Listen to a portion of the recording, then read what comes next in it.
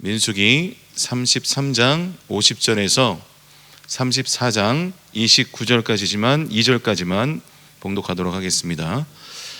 여리고 맞은편 요단강가 모압 평지에서 야훼께서 모세에게 말씀하여 이르시되 이스라엘 자손에게 말하여 그들에게 이르라. 너희가 요단강을 건너 가나안 땅에 들어가거든 그 땅의 원주민을 너희 앞에서 다 몰아내고 그 새긴 석상과 부어 만든 우상을 다 깨뜨리며 산당을 다 헐고 그 땅을 점령하여 거기 거주하라. 내가 그 땅을 너희 소유로 너희에게 주었음이라. 너희 종족을 따라 그 땅을 제비 뽑아 나눌 것이니 수가 많으면 많은 기업을 주고 적으면 적은 기업을 주되 각기 제비 뽑은 대로 그 소유가 될 것인즉 너희 조상의 지파를 따라 기업을 받을 것이니라. 너희가 만일 그 땅의 원주민을 너희 앞에서 몰아내지 아니하면 너희가 남겨둔 자들이 너희의 눈의 가시와 너희의 옆구리에 찌르는 것이 되어 너희가 거주하는 땅에서 너희를 괴롭게 할 것이요 나는 그들에게 행하기를 생각한 것을 너희에게 행하리라. 야훼께서 모세에게 말씀하여 이르시되 너는 이스라엘 자손에게 명령하여 그들에게 이르라. 너희가 가나안 땅에 들어갈 때에 그 땅은 너희의 기업이 되리니 곧 가나안 사방 지경이라. 아멘. 오늘 이 말씀은 민수기 33장으로부터 시작하지만 34장의 내용을 중심으로 말씀을 전하도록 하겠습니다. 민수기 22장 1절에 보면 이스라엘 백성들이 이 모압 평지에 진을 치게 되었어요. 이 모압 평지는 요단강 동쪽에 위치하고 있습니다. 이제 요단강을 건너가면 이제 가나안 땅에 진입하게 되는 것입니다. 민수기 22장부터 32장까지는 총 11개 장인데 모두 이 모압 평지에서 일어났던 일들에 대한 기록이에요. 그리고 어제 민수기 33장은 이스라엘 백성들이 40년간 이동했던 광야 노정에 대한 기록이었고 또 과거를 돌아보는 내용들로 기록되어 있었습니다. 그런데 오늘 본문의 34장부터는 앞으로 일어난 일에 대한 기록인 거예요. 그러니까 34장부터 이 36장까지는 과거를 회상하는 내용이 기록되어 있지 않다라는 겁니다.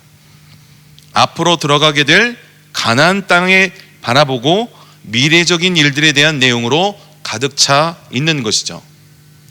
사랑하는 성도 여러분, 성도는 인생을 살아갈 때 뒤를 돌아보는 일이 중요한 요소 중에 하나입니다. 어제도 말씀드렸던 것처럼 성도는 하나님의 은혜를 늘 기억하고 감사해야 합니다. 그러나 뒤돌아보는 것도 더욱 중요한 것이지만 무엇보다도 앞을 내다보며 살아가야 한다는 것이죠. 왜냐하면 우리의 앞날은 영원하기 때문입니다.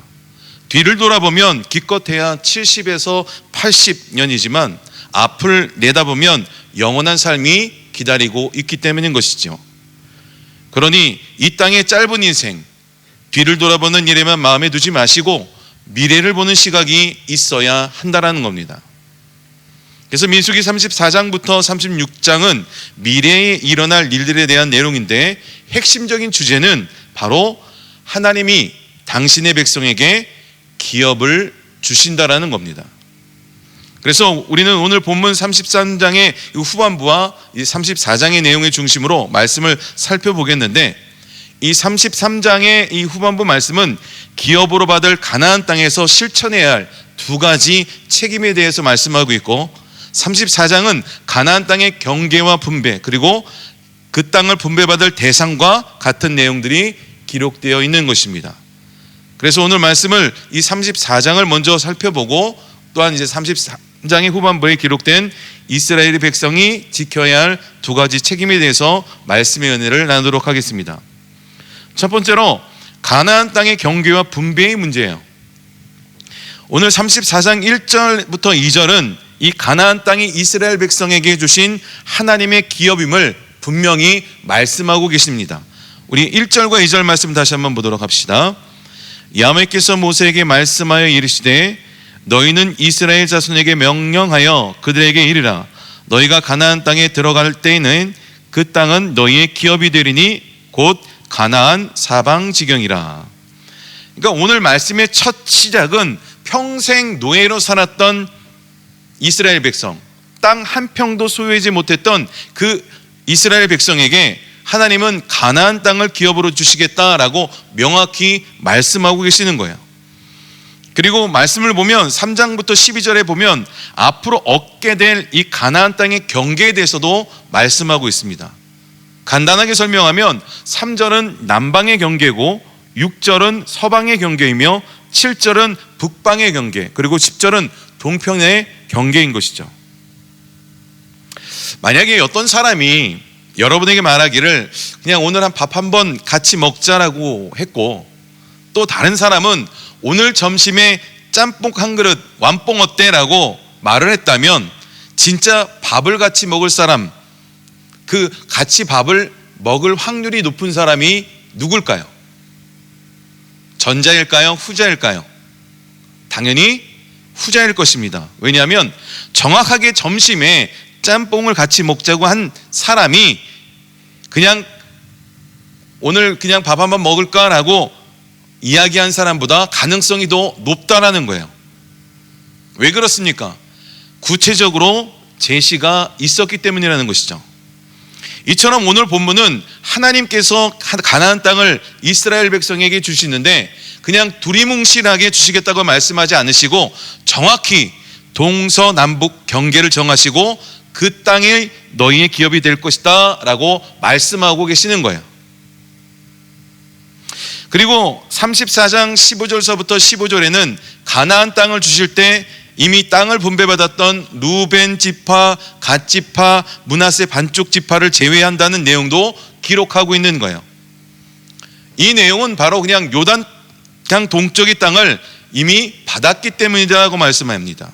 그러니까 이미 분배받은 지파 사람들은 서편 땅을 정복하고 그 땅을 기업으로 날라고 아무리 간청할지라도 그래서는 안 된다라고 명확하게 말씀하고 있는 거예요. 그러니까 하나님은 우리에게 말씀하실 때 정확하게 우리에게 약속의 말씀을 허락하신다라고 오늘 말씀을 통해서 우리가 깨닫게 되는 것입니다. 또한 34장과의 16절에서 29절에는 이 땅을 분배하는 장면이 나오는데 12족장을 세워서 제비뽑기를 통해서 이를 추진하라라고 말씀합니다. 그러니까 의논하지 말고 상의하지 말고 제비를 뽑아서 정하라는 거예요.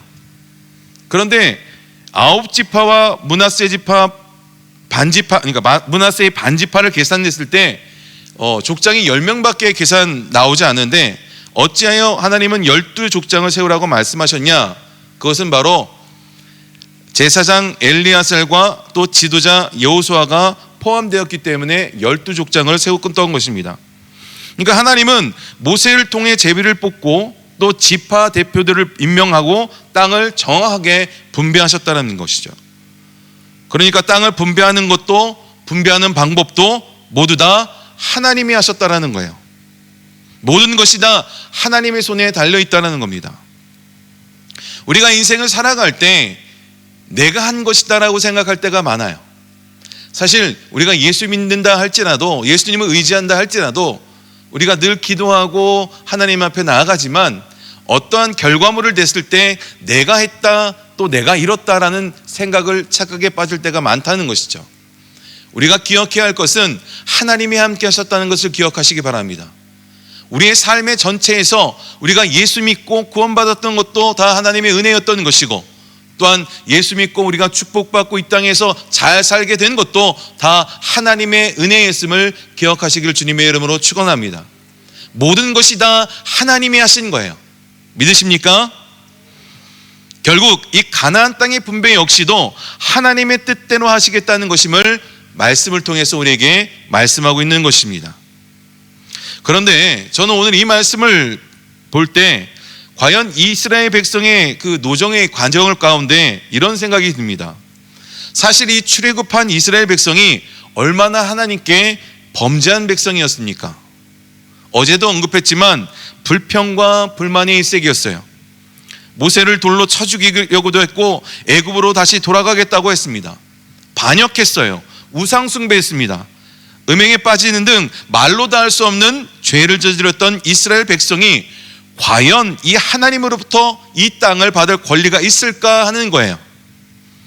그리고 가나안 땅에서 잘 살고 있는 다른 이방 족속을 쫓아내면서까지 그 땅을 기업으로 주실 이유가 과연 있을까 하는 생각이 듭니다. 여러분들은 어떠십니까?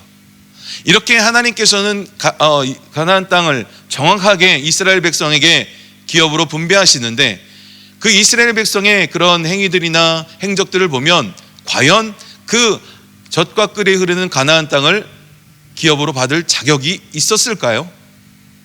저만 그렇게 생각하나요? 아마도 인간적인 생각이 했을 때 이스라엘 백성이 하나님의 기업을 받을 이유는 없었습니다. 그런데 그 이유는 매우 단순해요. 그것은 이스라엘 백성들이 하나님의 아들이었기 때문이라는 것이죠. 아버지가 자식에게 땅을 주지 옆집 자식에게 주진 않는다는 거죠.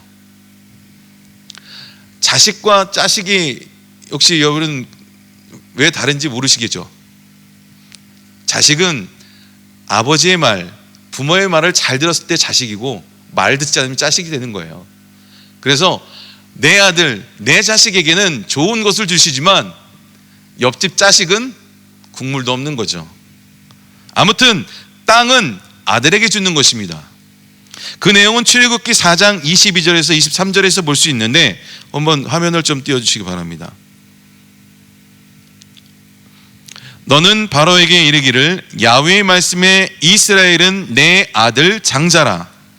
내가 내게 이르기를 내 아들을 보내어 주어 나를 섬기게 하라 하여도 내가 보내주기를 거절하니 내가 내 아들 내 장자를 죽이라 하셨다 하라 하시니라. 이스라엘이 뭐라고 말합니까? 내 아들이라고 얘기해요. 그러니까 범죄했을지라도 비록 잘못을 저질렀을지라도 아들에게, 그 아들에게 땅을 주시는 거예요. 하나님의 아들이기 때문에 땅을 주시겠다는 겁니다. 그런데 그 땅의 경계가 애매모호하고 흐릿한 땅이 아니라 아주 명명백백한 땅이라는 것입니다. 그런데 재미있는 사실은 이스라엘 역사 가운데 하나님께서 기업으로 주시겠다 이 말씀하신 이 가나안 땅의 전 경계를 단 한 번도 100% 온전히 차지하지 못했다라는 겁니다. 사사시대나 통일왕국시대나 어떤 분열왕국시대나 포로시대나 포로귀환시대를 거치면서 단 한 번도 이 땅을 온전히 차지한 적이 없었어요. 그 위대했던 다윗 왕도 영토를 많이 확장하긴 했지만 온전히 점령하지는 못했습니다. 지혜의 왕이었던 솔로몬 시대도 마찬가지였어요. 그리고 신약 시대를 거쳐 오늘날에 이르기까지 단 한 번도 그 땅을 온전히 차지한 적이 없었다라는 겁니다. 하나님께서 주시겠다라는 그 약속을 허락했었지만 이스라엘은 지금까지 그 땅을 완벽하게 차지한 적이 없었다라는 거예요. 땅의 어느 한 부분은 꼭 이방 족속들에게 점령당한 채 완전히 완벽하게 차지한 적이 없었다라는 겁니다. 과연 왜 그런 일이 있었을까요? 왜 주시겠다라고 약속하신 그 하나님의 말씀이 지금까지 이루어지지 않았을까요? 그것은 바로 이스라엘 백성의 과오 때문이라는 것이죠. 이 가나안 일곱 족속을 다 몰아내지 못하고 남겨두었기 때문이라는 거예요. 오늘 본문 33장 55절 말씀을 한번 봅시다. 너희가 만일 그 땅의 원주민을 너희 앞에서 몰아내지 아니하면 너희가 남겨둔 자들이 너희 눈의 가시와 너희의 옆구리에 찌르는 것이 되어 너희가 거주하는 땅에서 너희를 괴롭게 할 것이다 라고 말합니다. 그러니까 이스라엘 백성들은 가나안 땅에 들어가면서 이 가나안 일곱 족속을 모조리 쫓아내야 했어요. 그런데 그들은 쫓아내지 아니하고 종으로 쓰기도 하고 또 결혼도 했고 심지어 그들의 우상까지도 버리지 않고 같이 섬겼다라는 것이죠. 그래서 그 땅을 온전히 차지하지 못했다라는 겁니다. 그 증거들은 사사기를 보면 금방 알 수 있어요. 그러나 이 민수기 34장에 기록된 하나님의 약속의 이 미래에 대한 약속이 과연 실패한 것일까요? 분명 하나님께서는 우리에게 약속을 허락하셨는데 이 땅 가운데서 이루어지지 않았다 해서 하나님의 약속이 이루어지지 않은 것일까요? 하나님께서는 그 약속하신 말씀이 인간의 범죄로 인해서 이루지 못하시는 분일까요? 결코 그렇지 않다라는 거예요. 저는 앞서 민수기 34장에 앞으로 일어날 일들에 대한 기록이다라고 말씀했습니다. 그러니까 당시 이스라엘 백성들뿐만 아니라 오늘 살고 있는 저와 여러분들에게 미래에 일어날 일들에 대한 것들임을 오늘 말씀을 통해서 깨닫게 된다는 거예요. 본문 34장에 약속된 이 가나안 땅의 온전한 경계를 차지하는 것은 바로 미래의 일임을 우리는 깨닫게 한다는 겁니다. 바로 미래의 일뿐만 아니라 하늘의 일이라는 것 또한 우리는 잊지 말아야 한다는 거예요.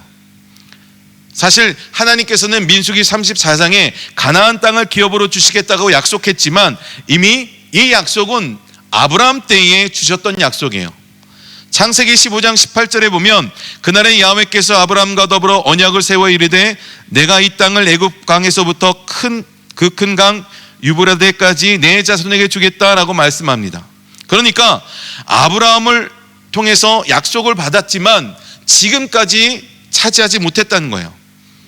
아브라함에게 약속하신 것도 미래의 일이고 결국 지금 약속하신 그 하나님께서 허락하신 그 땅의 경계도 앞으로 이루어질, 하늘에서 이루어질 일이라고 우리에게 말씀하고 있는 것입니다. 이것이 바로 하나님의 기업을 주시겠다는 하나님의 참된 약속의 의미라는 것이죠.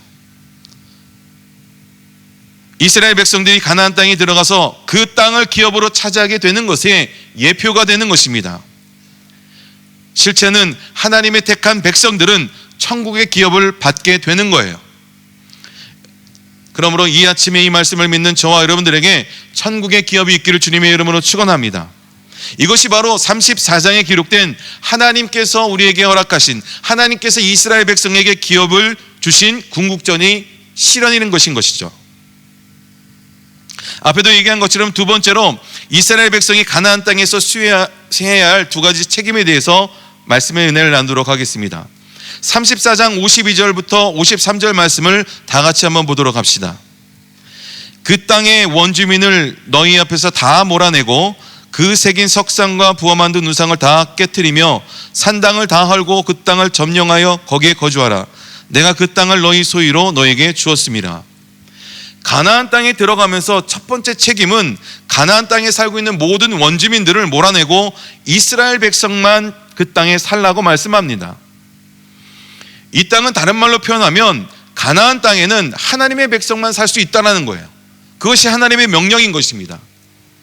가나안 땅에는 하나님의 백성만 거할 수 있다는 거예요.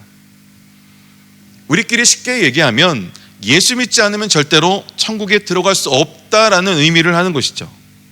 하나님의 자녀가 된 성도들만 들어갈 수 있다는 거예요. 34장에는 하나님께서 이스라엘 백성에게 땅의 경계를 분명히 하시고 그 땅에게 주시겠다라는 그 약속을 이스라엘 백성에게 주셨어요.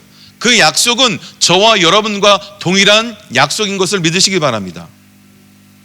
100% 다 완성하지 못했지만 앞으로 일어날 일까지 생각한다면 저와 여러분들은 지금도 그 하늘의 땅의 하늘의 기업을 우리가 분배받기 위해서 지금도 믿음으로 노력하고 있는 삶의 진행 중이라는 것을 기억하시기 바랍니다.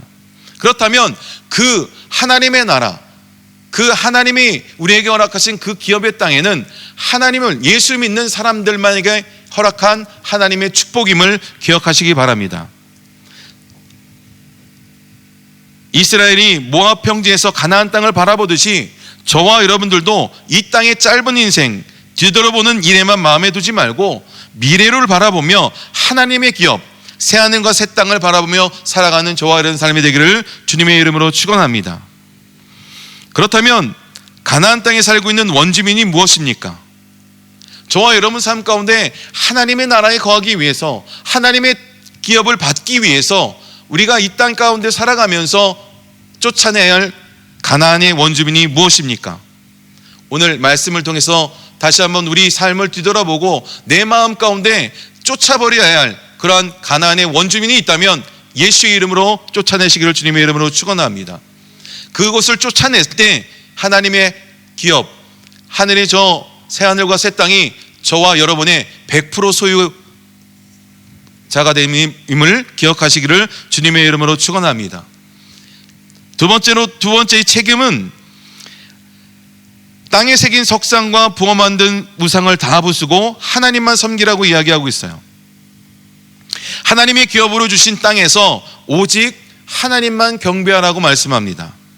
우상 숭배해서는 안 된다라고 말씀하고 있어요. 모든 우상은 가나안 땅에서 제거되고 말아야 하는 것입니다. 오늘 말씀의 내용은 이 가나안 땅에서 이스라엘 백성이 가나안 땅에 들어가게 되면 석상이나 우상을 회파하라는 의미를 말씀하고 있는 겁니다.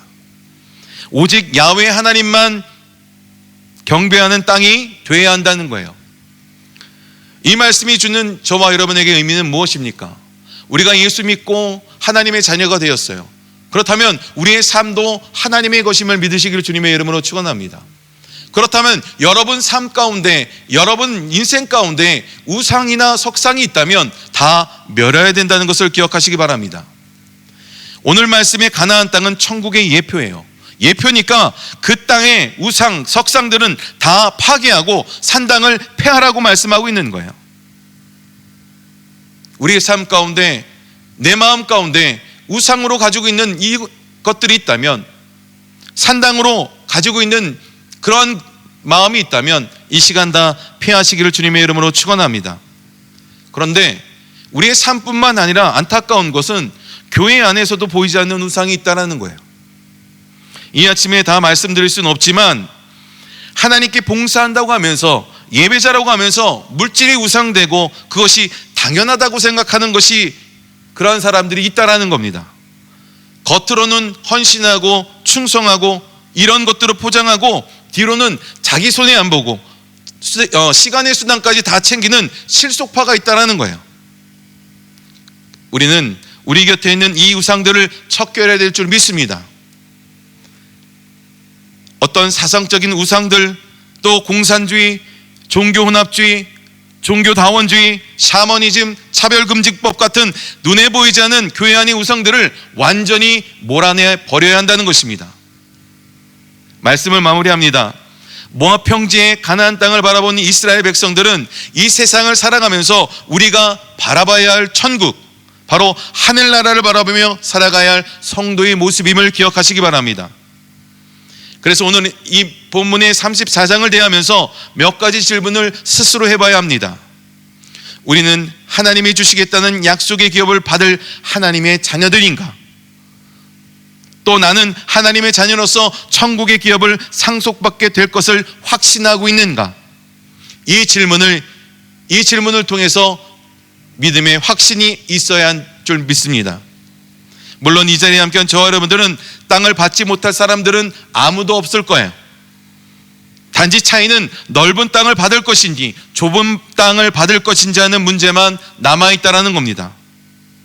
저는 저보다 우리 사랑하는 우리 성도 여러분이 더 넓은 땅을 소유하기를 주님의 이름으로 축원합니다.